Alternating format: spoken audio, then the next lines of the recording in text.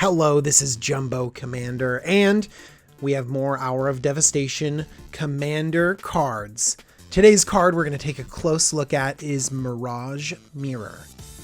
This crazy 3-mana artifact says 2.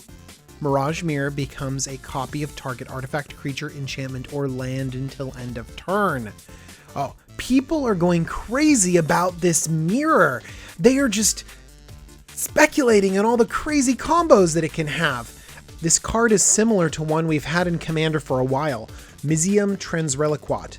It's just a strict upgrade because it isn't constrained to blue and red because of the activated ability of Mizzium Transreliquat.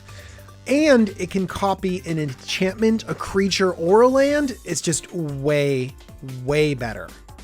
Also of note, it can be fetched by Trophy Mage. But more importantly, what crazy things can we do with Mirage Mirror?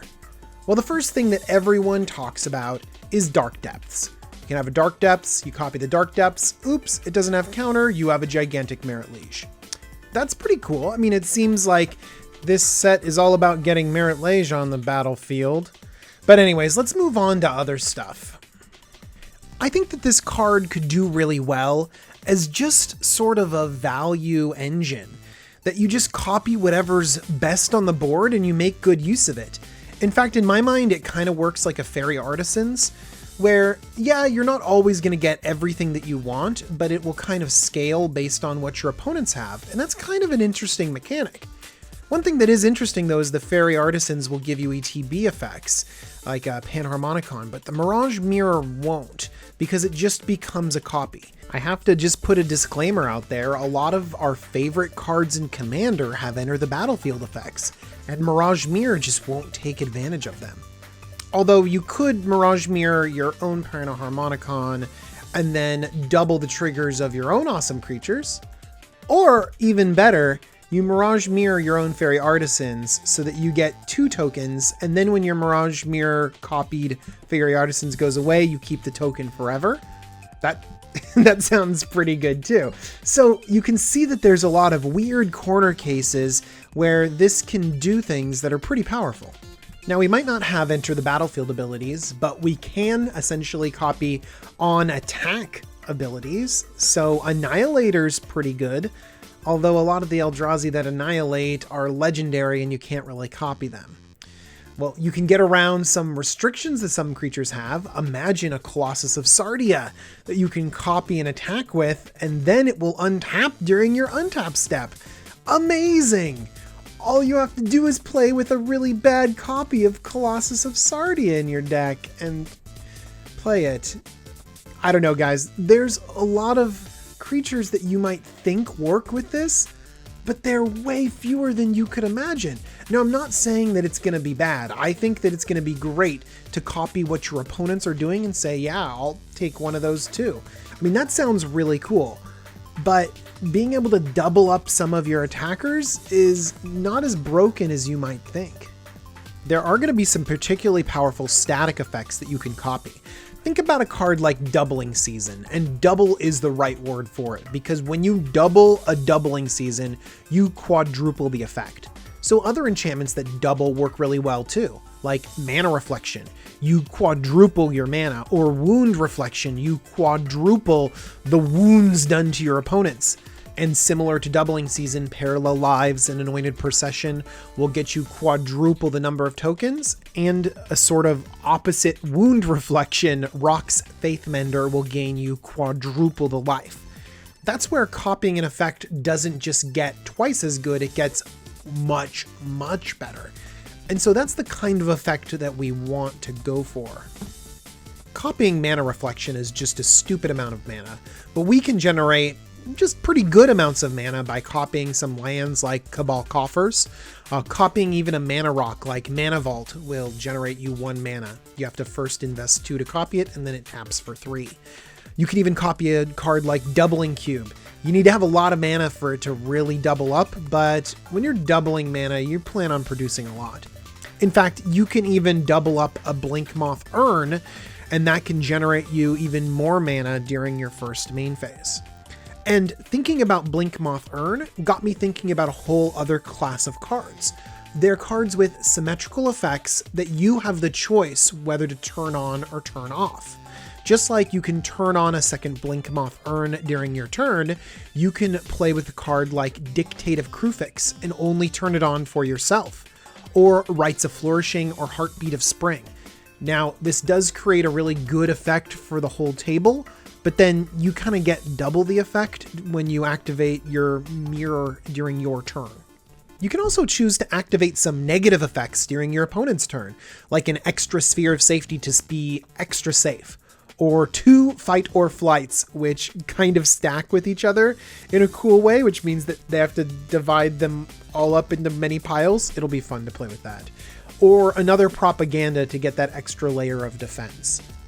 And thinking of all of these spells that sort of control our opponents, I thought that it could be good to have some taxing effects.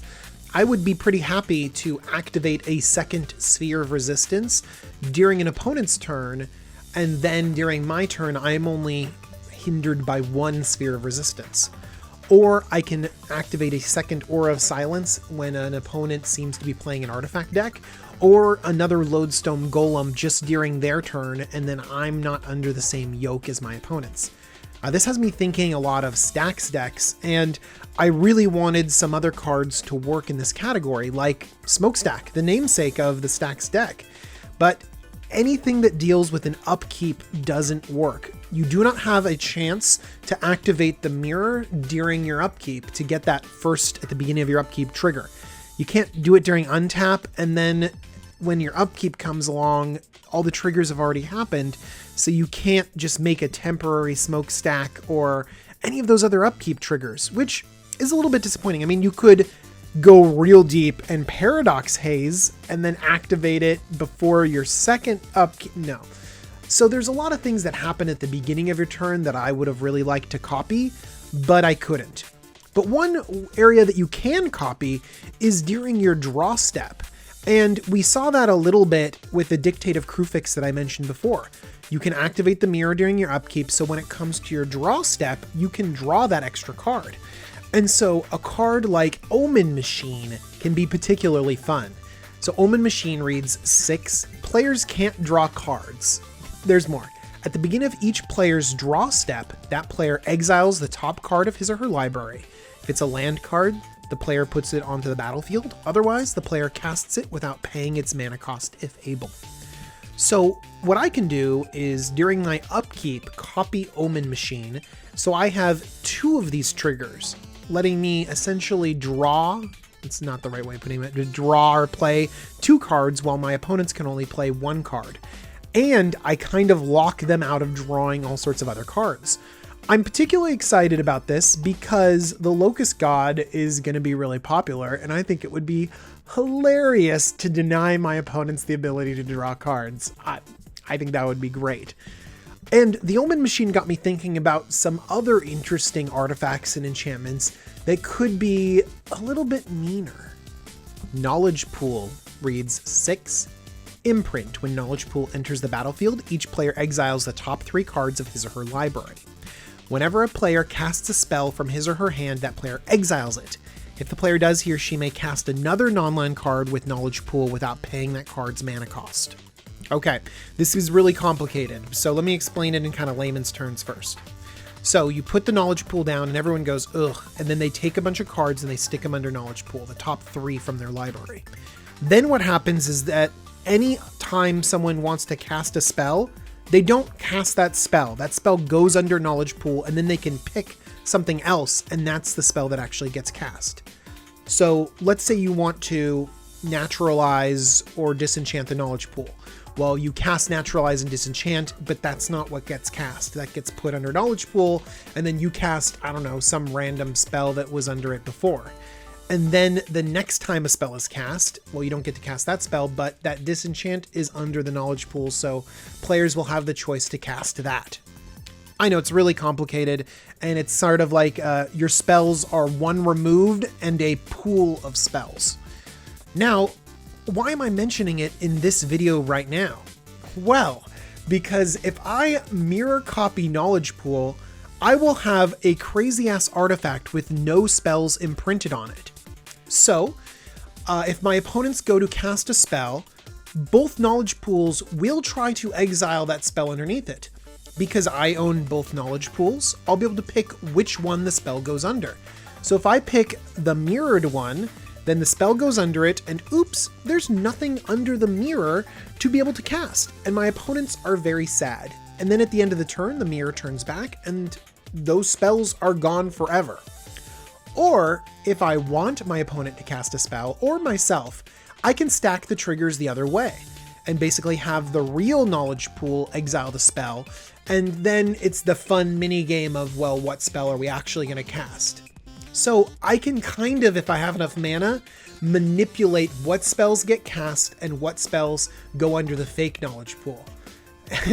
And there's going to be a little bit of a mini game going on to try and figure out how this works and how it stacks. And I know that it was just super complicated what I just explained, but trust me, it's going to be real fun. Okay, and there's one other card that works pretty close to it. I'm just going to explain it in less detail. Eye of the Storm. Whenever a player casts an instant or sorcery card, remove it from the game, and then that player copies every instant or sorcery spell that were exiled with Eye of the Storm. So again, if I have 2 copies, both of them will try to exile the instants or sorceries. And if I want the player to be able to play their card, then I'll let it go under the real Eye of the Storm. If I don't, then I'll put it under the mirrored copy. Again, very weird cards that can shut your opponent out of playing a lot of different spells.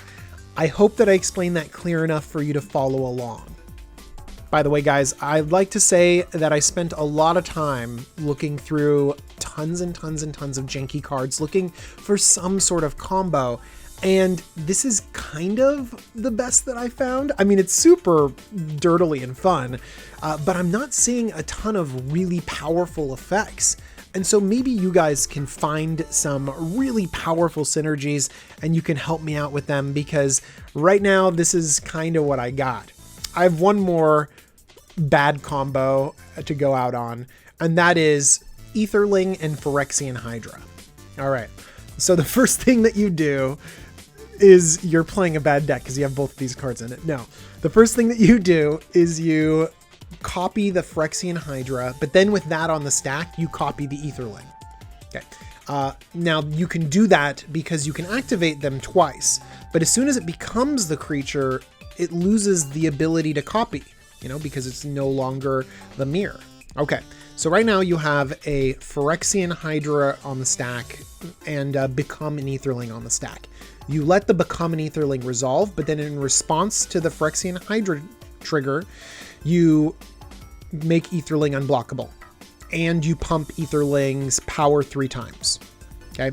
Then you let the second trigger resolve, and boom, it becomes a Phyrexian Hydra.